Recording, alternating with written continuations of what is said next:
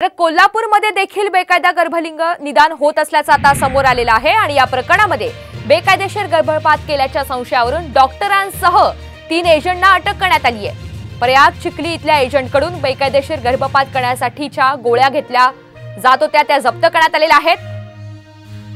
मडिलगे इथल्या एजंटकडून portable sonography machine आणि गर्भलिंग निदानासाठीचे इतर साहित्य आता पोलिसांनी या कारवाईमधून जप्त केल्याची माहिती समोर येते। गारगोटी परिसरामध्ये गर्भलिंग निदान आणि गर्भपाताचं रॅकेट सुरू असल्याचा पोलिसांना संशय आहे।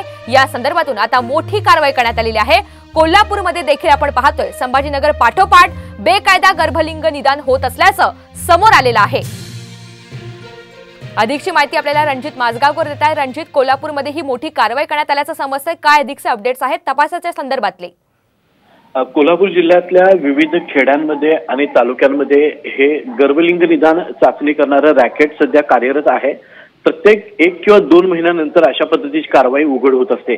काल पोलिसांनी केलेल्या या कारवाईमध्ये डॉक्टरसह 3 एजंटना पोलिसांनी अटक केलेली आहे, ज्यामध्ये एजंट बिनधास्तपणे खुल्यापणे गर्भपात करण्यासाठी लागणाऱ्या गोळ्या या देत होते, तर काही एजंटकडून सोनोग्राफी सारखे मशीन्स पोलिसांनी जप्त केलेले आहेत। खेडोपाड्यांमध्ये छुप्या पद्धतीने चालणारा हा व्यवसाय हा एजंट मार्फत संपूर्ण जिल्ह्यामध्ये पसरवला गेलेला आहे आणि याची पाळंमुळं शोधण्यासाठी सध्या पोलिसांनी हे कोम्बिंग ऑपरेशन सुरू केलेलं आहे।